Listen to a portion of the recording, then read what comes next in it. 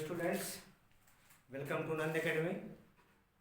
पिछले वीडियो हमने कक्षा 12 के पहले चैप्टर का विद्युत आवेश के बारे में कुछ पढ़ा, जिसमें से हमने विद्युत आवेश क्या होता है उसको बताया, विद्युत आवेश के प्रकार कितने होते हैं हमने उसको बताया, और विद्युत आवेश की प्रकृति क्या होती है हमने उसको बताया। अब थोड़ा सा उसको रिकॉल कर लेते हैं। हमने बताया था कि विद्युत आवेश जो होता है वह किसी पदार्थ का वह गुण होता है जिसके कारण वह दूसरे पदार्थ को अपनी ओर आकर्षित या प्रतिकर्षित करता है। यह दो पदार्थों के घर्षण कराने के बाद ही उत्पन्न होता है। ठीक, यह दो प्रकार के होते हैं, धन आवेश तथा ऋण आवेश। और हमने क्या बताया कि समान पदार्थ से जो निकले हुए आवेश हुआ करते थे वो एक दूसरे को प्रतिकर्षित करते थे, और अलग अलग पदार्थों से निकले हुए आवेश एक दूसरे को आकर्षित करते थे। अब यहाँ पे प्रश्न ये है कि जब हम दो पदार्थों का एक दूसरे के साथ घर्षण कराते हैं तो घर्षण कराने के बाद उस पदार्थ के ऊपर आ जाता है हमारा आवेश।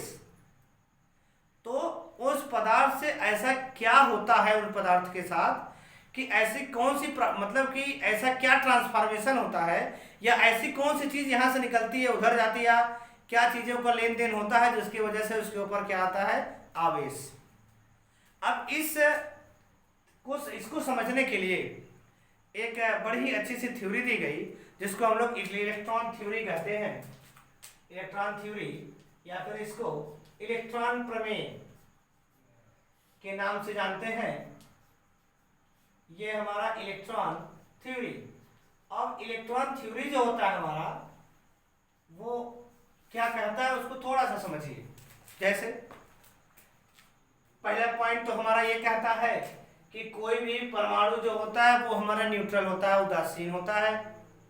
दूसरा वाला क्या कहता है कि किसी भी परमाणु पर प्रोटॉन और इलेक्ट्रॉन्स क्या होते हैं, बराबर होते हैं।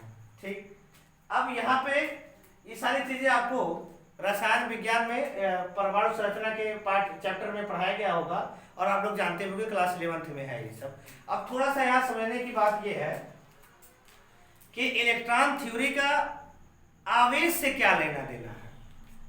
जैसे हम ये जानते हैं कोई भी पदार्थ होता है हमारा, कोई भी पदार्थ जो होता है हमारा ये छोटे छोटे कणों से मिलकर बना होता है। कोई भी पदार्थ हमारा क्या होता है, ये छोटे छोटे कणों से मिलकर बना होता है, और ये जो कण होते हैं हमारे ये अणुओं से मिलकर बने होते हैं। हमने परमाणु संरचना चैप्टर में सारी चीजों को पढ़ा होगा। पहले पदार्थ को हम तोड़ना स्टार्ट करते हैं, तोड़ते तोड़ते हम उसके एकदम सूक्ष्मतम भाग तक जाने का प्रयास करते हैं। तो हमको सबसे पहले कण मिलता है, अणु मिलता है, और उसके बाद हमको क्या मिलता है, परमाणु मिलता है। अब ये परमाणु जो होता है ये हमारा उदासीन होता है, यानी आवेशित अवासित नहीं होता। लेकिन जब हम इस परमाणु की बात करें तो ये परमाणु हमारा तीन चीजों से मिलकर बना होता है, इलेक्ट्रॉन, प्रोटॉन और न्यूट्रॉन। इलेक्ट्रॉन, प्रोटॉन और न्यूट्रॉन, जैसा कि हम जानते हैं जैसे कोई भी एटम्स है हमारा, ये एटम्स के नाभिक में हमारे प्रोटॉन और न्यूट्रॉन पाए जाते हैं। किसी भी एटम्स के नाभिक में या परमाणु के नाभिक में हमको प्रोटॉन और न्यूट्रॉन पाए जाते हैं। और ये जो इलेक्ट्रॉन होता है यह नाभिक के चारों ओर विभिन्न कक्षाओं में लगातार गति करता रहता है। नाभिक के चारों ओर विभिन्न कक्षाओं में लगातार ये गति करता रहता है। चूंकि ये हमारा क्या होता है, प्लस होता है, और ये क्या होता है, माइनस होता है। इन दोनों के बीच में क्या होता है, फोर्स ऑफ अट्रैक्शन होता है, जिसकी वजह से ये इलेक्ट्रॉन क्या करता है, इस प्रोटॉन से बंधा हुआ होता है और इसमें क्या करता है, कंटिन्यू मोशन करता है। सोचिए कि अगर हम दो या दो से अधिक परमाणु को मिलाएं तो अणु बनता है। एक परमाणु हमारा ये है और दूसरा वाला परमाणु हमारा ये है, दोनों परमाणु को मिलाते हैं तो अणु बनता है एक दो। जैसे हमारा हाइड्रोजन मॉलिक्यूल है, हम ऐसे मिला देते हैं तो हमारा क्या बन गया, एक अणु बन गया। लेकिन यहां एक परमाणु, दूसरा वाला एक परमाणु, और दोनों परमाणुओं के सरफेस पे कौन, इलेक्ट्रॉन, सबसे बाहर कौन, इलेक्ट्रॉन। फिर क्या करते हैं, हम दो या दो से अधिक अणुओं को मिला के कण को बनाते हैं। जब हम एक सपोज करिए एक मॉलिक्यूल, इसके सरफेस पे इलेक्ट्रॉन, एक मॉलिक्यूल ये, इसके भी सरफेस पे इलेक्ट्रॉन, दोनों को ऐसे मिला एक बड़ा सा पार्टिकल बना, हमको बड़ा सा कण बना एक। लेकिन कण बनने के बाद भी सरफेस पे कौन? इलेक्ट्रॉन। सरफेस पे कौन? इलेक्ट्रॉन। अब ढेर सारे कणों को मिले कि हम एक पदार्थ बना दें, सपोज करिए डस्टर, बहुत छोटे छोटे परमाणु से मिलकर बना होगा, एक बड़ा सा सरफेस बनेगा, उसके बाद भी सरफेस पे कौन? इलेक्ट्रॉन। अब जब हम दो पदार्थों का एक दूसरे के साथ घर्षण कराते हैं तो सबसे बाहर फ्रिक्शन होता किसका है?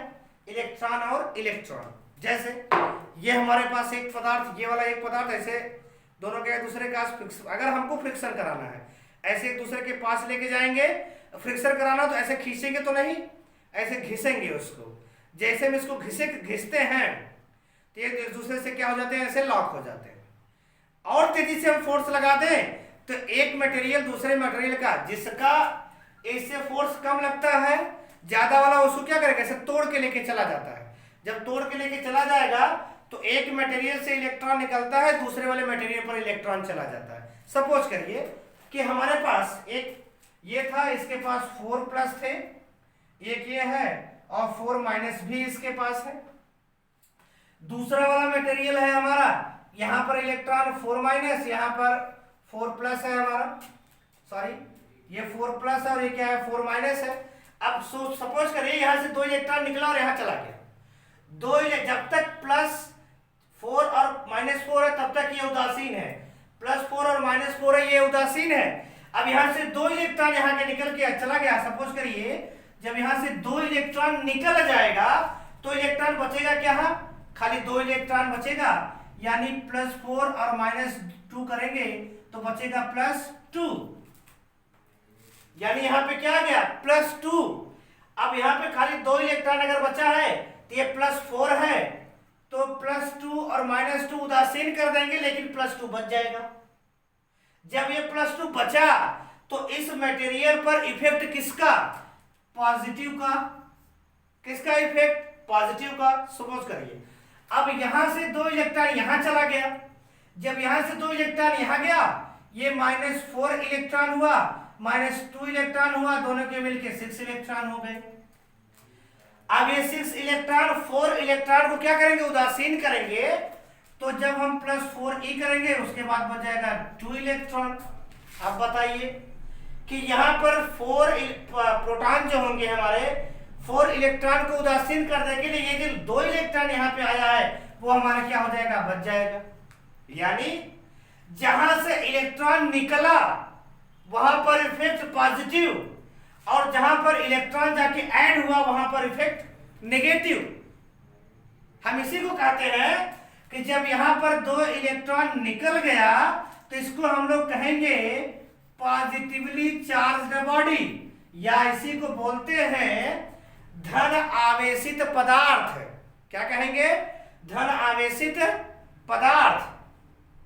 ठीक, सॉरी मिस्टेक, सॉरी। इसको यहां पर इफेक्ट किसका? नहीं, ठीक है, इसको हम लोग क्या कहेंगे?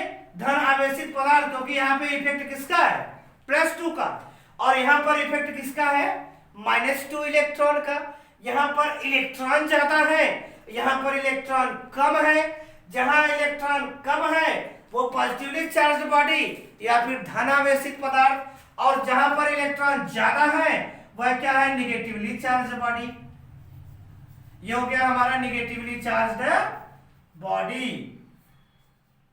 यानी ये हमारा क्या हो गया? ऋण आवेशित पदार्थ। तो इलेक्ट्रॉन थ्योरी से हम बड़े ही अच्छे तरीके से बता सकते हैं कि जब हम दो पदार्थों का एक दूसरे के साथ घर्षण कराते हैं और उसके ऊपर आवेश आता है, आवेश आने का अर्थ क्या है?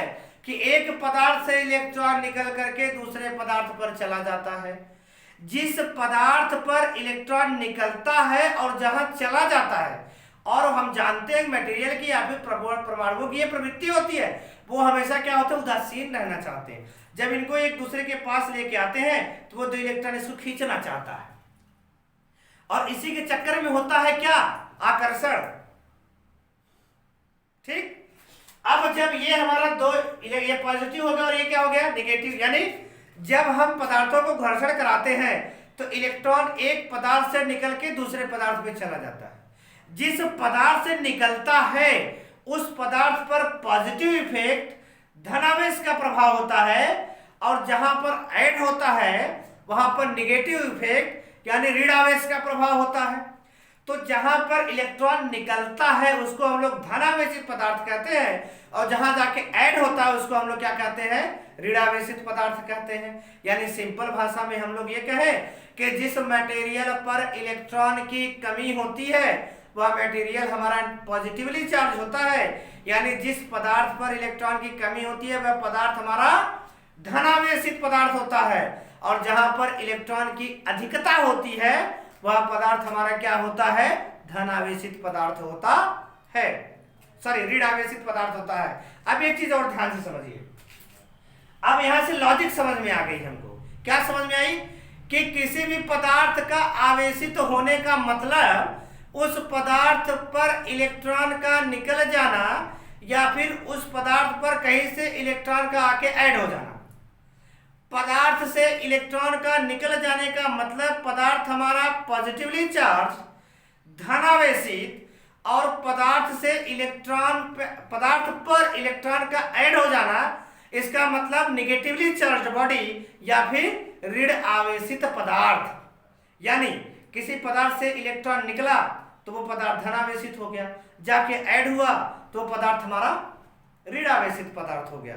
सिंपल हम लोग कह सकते हैं, या ये हमारा इलेक्ट्रॉन जो प्रमेय था, इलेक्ट्रॉनिक थ्योरी बड़ी बेसिक तरीके से बता दी कि पदार्थ का आवेशित होने का मतलब ये है कि इलेक्ट्रॉनों का एक पदार्थ से निकल के दूसरे पदार्थ पर चले जाना।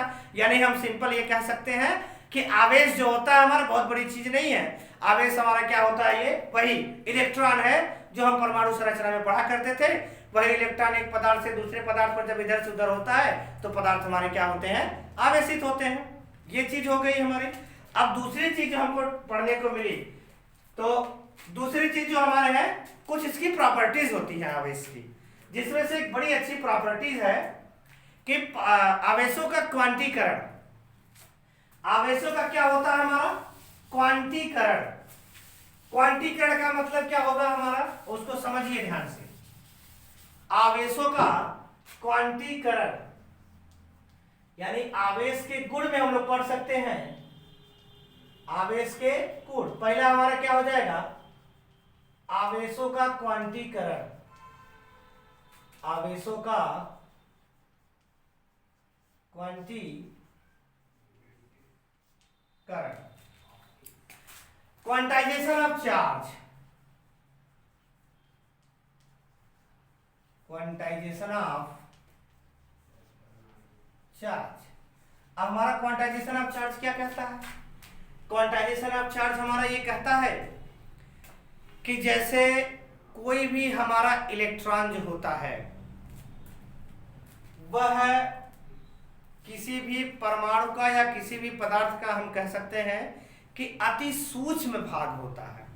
अति सूक्ष्म भाग होता है, इसका मतलब हम ये कह सकते हैं कि हम इलेक्ट्रॉन को और तोड़ नहीं सकते। अगर हम इलेक्ट्रॉन को और तोड़ नहीं सकते तो इलेक्ट्रॉन जो होता है एक पदार्थ से दूसरे पदार्थ पर जब वो जाएगा तो या तो एक इलेक्ट्रॉन जाएगा या फिर 2 इलेक्ट्रॉन जाएगा या फिर 3 इलेक्ट्रॉन जाएगा, 4, 5, 6, 7 ऐसे जा सकते हैं। ऐसा कभी नहीं हो सकता कि 1.5 इलेक्ट्रॉन जाए, 2.5 इलेक्ट्रॉन जाए, 1/3 इलेक्ट्रॉन जाए, 1/4 इलेक्ट्रॉन जाए, 5/4 इलेक्ट्रॉन जाए, ऐसा कभी नहीं हो सकता। इसी को हम लोग बोलते हैं आवेशों का क्वांटीकरण। यानी जो इलेक्ट्रॉन होता है हमारा एक पदार्थ से दूसरे पदार्थ पर, यानी आवेशों का जो वितरण होता है वह अपने सूक्ष्मतम भाग का, अपने न्यूनतम भाग का पूर्ण गुणज के रूप में होता है। जैसे आवेशों का न्यूनतम भाग हमने क्वांटीकरण इलेक्ट्रॉन प्रमेय में पढ़ा कि न्यूनतम भाग उसका जो होता है वो होता है हमारा इलेक्ट्रॉन। यानी हम एक पदार्थ से दूसरे पदार्थ पर जब हमारा इलेक्ट्रॉन जाएगा, या तो 1 इलेक्ट्रॉन जा सकता है, 2 इलेक्ट्रॉन जा सकता है, 3 इलेक्ट्रॉन जा सकता है। ऐसा कभी नहीं हो सकता कि 0.5 इलेक्ट्रॉन जाए, 1/3 इलेक्ट्रॉन जाए, 5/2 इलेक्ट्रॉन जाए, 2.5 इलेक्ट्रॉन जाए। ये रॉन्ग है। यानी जब भी जाएगा वो अपने सूक्ष्मतम भाग का पूर्ण गुणज मतलब 1 2 3 4 5 ऐसे करके जाएगा। सपोज करिए कि एक पदार्थ से आवेश निकल के दूसरे पदार्थ पर जाते हैं। अब उस पदार्थ को हम मान लेते हैं कि वो आवेश, उस आवेश को हम लोग मान लेते हैं कि वो आवेश हमारा Q है। तो आवेश का जो ट्रांसफर होगा वो ये इसके इक्वल होता है, Q = N × E के इक्वल होता है। यानी आवेश जो होगा या तो 1 इलेक्ट्रॉन जाएगा, या तो 2 इलेक्ट्रॉन जाएगा, या तो 3 इलेक्ट्रॉन जाएगा। या हम लोग यानी = लिख सकते हैं 1 2 3 4 एक्सेट्रा ऐसे। यानी ये होता है हमारा Q = N × E। हमेशा पूर्ण गुणज के रूप में ही जाते हैं, जहां हम लोग लिखेंगे E = होता है 1.6 × 10⁻⁻19 कूलम। ये 1 इलेक्ट्रॉन पर आवेश होता है 1.6 × 10⁻⁻19 कूलम। या हम सिंपल सी भाषा कहें, अगर हम लोग ये कहें कि एक पदार्थ से दूसरे पदार्थ पर 2 इलेक्ट्रॉन निकल के चले गए, एक पदार्थ से 2 इलेक्ट्रॉन निकले दूसरे पदार्थ पर चले गए, तो कुल आवेश की मात्रा बताइए। ठीक, कुल आवेश की मात्रा बताइए। एग्जाम्पल में अगर समझेंगे तो यानी = हमने कितना कहा, 2 कहा। E = होता है 1.6 × 10⁻⁻19 कूलम। तो कुल आवेश Q = N × E से निकालेंगे तो Q = कितना हो जाएगा, 2 × 1.6 × 10⁻⁻19 कूलम। यानी Q = कहेंगे 3.2 × 10⁻⁻19 कूलम। ये कुल आवेश का वितरण हो गया एक पदार्थ से दूसरे पदार्थ पर। ठीक, ये जो कूलम है ये विद्युत आवेश का मात्रक होता है। आप लोग जान लीजिए कि विद्युत आवेश का जो मात्रक होता है ये क्या होता है, आवेश का मात्रक कूलम होता है। आवेश का मात्रक कूलम होता है। इसको हम लोग C से प्रदर्शित करते हैं, जिसे C से प्रदर्शित किया जाता है। C से क्या किया जाता है, प्रदर्शित किया जाता है। ये हो गया हमारा क्या, क्वांटाइजेशन ऑफ चार्ज या आवेशों का वितरण। अब अगली जो टॉपिक है हमारी, अगला जो प्रॉपर्टी है इलेक्ट्रॉन की, वो सॉरी चार्ज की, वो दूसरी प्रॉपर्टी है हमारी आवेश संरक्षण का नियम या आवेश संरक्षण, conservation of law of conservation of charge. आवेश संरक्षण का नियम, conservation of law of conservation of charge. जैसा कि आपने ऊर्जा के बारे में पढ़ा होगा, ऊर्जा संरक्षण का नियम। हमारा ऊर्जा संरक्षण का नियम क्या कहता है, ऊर्जा संरक्षण का नियम ये कहता है कि हम ऊर्जा को ना ही उत्पन्न कर सकते हैं और ना ही नष्ट कर सकते हैं, खाली उसको एक बॉडी से दूसरे बॉडी में ट्रांसफर कर सकते हैं। ठीक ना। अब सेम प्रोसेस हमारा, इससे भी हमने ये देखा कि एक पदार्थ से जितने आवेश निकलते थे दूसरे पदार्थ पर उतने ही आवेश जाते थे। यानी यहाँ एक पदार्थ द्वारा दिया गया आवेश जो है दूसरे पदार्थ द्वारा लिए गए आवेश के बराबर है। कहने का मतलब सेम ये भी है। आवेश संरक्षण का नियम हमारा ये भी कहता है कि हम आवेश को ना उत्पन्न कर सकते हैं और ना ही आवेश को हम डिस्ट्रॉय कर सकते हैं, नष्ट कर सकते हैं, खाली उसको हम एक पदार्थ से दूसरे पदार्थ पर स्थानांतरित कर सकते हैं, ट्रांसफर कर सकते हैं। सिंपल है ये एकदम पूरी तरह से। ये इसी को हम लोग बोलते हैं आवेश संरक्षण का नियम। हम जानते हैं बिना पदार्थ के आवेश निकल नहीं सकता, तो उत्पन्न कैसे होगा। ठीक ना, ये हो गया आवेश संरक्षण का नियम। तो अभी तक जो हमने पढ़ा चार्ज के बारे में, बहुत सारी चीजें पढ़ी। चार्ज के बारे में हमने पढ़ा आवेश या विद्युत आवेश क्या होता है, विद्युत आवेश कितने प्रकार के होते हैं, विद्युत आवेश की प्रकृति क्या होती है, और उसके बाद हमने इलेक्ट्रॉन थ्योरी पढ़ा। फिर हमने पढ़ा कि विद्युत आवेश के गुण कितने होते हैं, ठीक, और विद्युत आवेश का मात्रक क्या होता है कूलाम, और इसको प्रदर्शित किससे करते हैं, ठीक। अब अगली जो टॉपिक होगी हमारी, अगले वीडियो में जो हम बताएंगे कि जब हमने अभी तक ये जान लिया कि दो आवेशों के मध्य बल लगता है, उस बल को हम लोग विद्युत बल कहते हैं, अगले लेक्चर में बताया जाएगा। उस बल की वैल्यू कितनी होती है, उस बल की वैल्यू को कैलकुलेशन करने के लिए, मान को कैलकुलेशन करने के लिए कूलाम ने एक लॉ दिया है जिसको हम लोग कहते हैं कि दो आवेशों के मध्य लगने वाला बल या कूलाम का स्थिर वैद्युतिकी का नियम या कूलाम का वैद्युत बल का नियम, जिसको हम लोग नेक्स्ट वीडियो में या नेक्स्ट लेक्चर में पढ़ेंगे। Thank you.